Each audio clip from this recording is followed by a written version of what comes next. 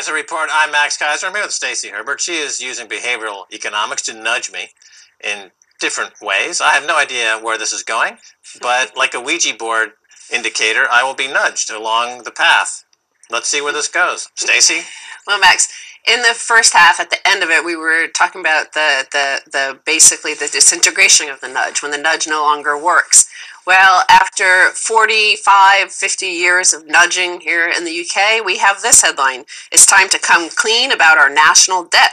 The state of public finances should be a key focus for voters as the general election looms, says Liam Halligan. So, as he mentions, there's a general election looming, and that's exactly when we start feeding the pigeons. We want the pigeons to vote as we expect them to. We want them to vote for us, so we nudge them with little rewards, whether it's help to buy or various other schemes.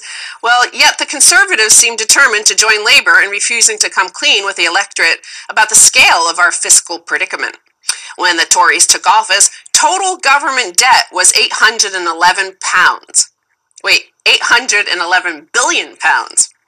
On last week's figures, it's now £1,451 billion, an 80% rise in just 5 years, with a lot more to come. This national debt matters.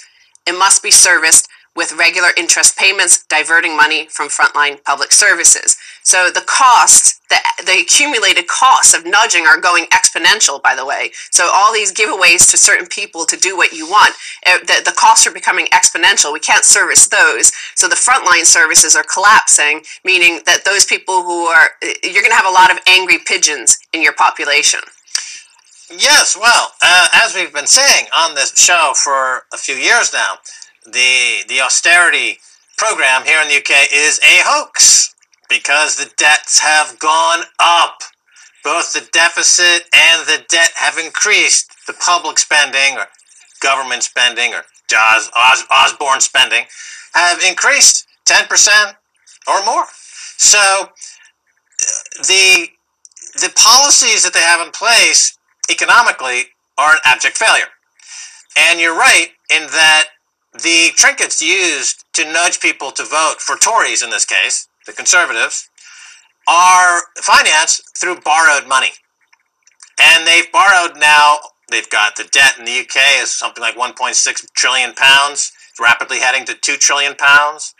And the debt service, even when interest rates are near zero, are £1 billion a week.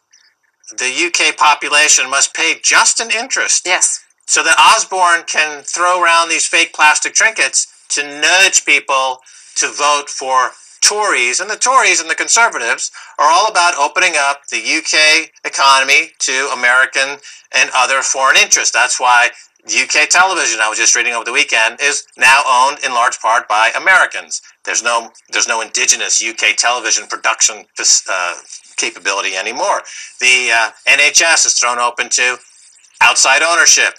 All of these institutions that are part of the UK that were built by UK taxpayers over the years are now owned by foreigners to help pay for the trinkets that Osborne is sprinkling around to nudge people to vote against their better interests. Remember, you have to get people to play to their vanity and narcissism to get them to vote against their interests. They have to actually see their children as liabilities. They have to see public institutions like the public concept of a public domain, a public good, a commonwealth as being anathema to their immediate economic gratification, what I call fatal masturbation.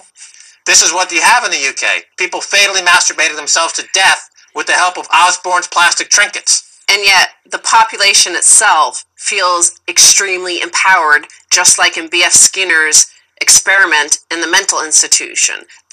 These patients felt empowered. They felt like their actions had made these choices, and that the reward was a result of their action, not from the fatal trinkets or the plastic trinkets given to them by George Osborne. And in this piece from Liam Halligan, not only does he mention the fact that the interest costs are £1 billion, which is more than our defense costs here, and here's a nation at war all over the world, so that puts into context just how much this debt is costing, even at these low interest rates. But then he he turns to the population and their role in it, and he says, why should we borrow so much, foisting our profligacy on our children and grandchildren, who will, even without the burden of our debts, face life in a much more competitive world? A spiraling national debt isn't only bad economics, but it is also morally repugnant. But, that's because maybe Liam isn't one of these pigeons in the coop of B.F. Skinner's experiment, of, in this case, George Osborne's experiment. He can see it from the outside, but to the pigeons, to the patients in the hospital in San Bernardino, they feel so self-empowered, and they feel really positive and good about themselves, so good that they're taking all these selfies, like, look how amazing I am. I want to export this to the world. I want everybody to be like me, even though these massive debts are piling up and the future is bleak. Look, instant gratification can be the death to any economy. If everybody in the society is looking to instantly gratify themselves, the purpose of having these large public institutions, it could be the church, it could be education, it could be the hospitals, it could be large working transportation systems, is to get people to think longer term, beyond just the immediate selfie. Thinking like, oh wow, in 20 years, I want to be a university professor and be knowledgeable in a certain discipline and bestow this knowledge on the next generation in 20 years from now. But nobody thinks like this anymore. They think about, I'm in a virtual game online, I need 2 more points to qualify for a plastic trinket from Osborne's debt machine, and if so, I might get laid tonight. That's the way every university professor thinks. That's the way every theologian in this country speaks, thanks to the reveals recently in this country, in Ireland. What they're thinking, what's on their mind is not spirituality. That's what every professor is thinking, every politician, every person at the BBC. My God, what a cesspit. Instant gratification is killing the moral fiber of this country.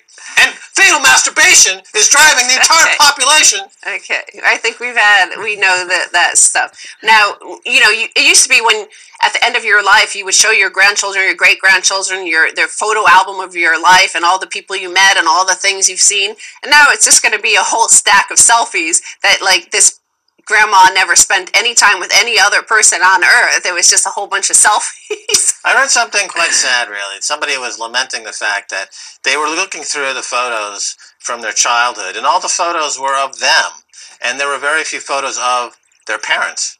And when you get older, you'd like to see actually what things were like outside of your own myopic vision as a toddler.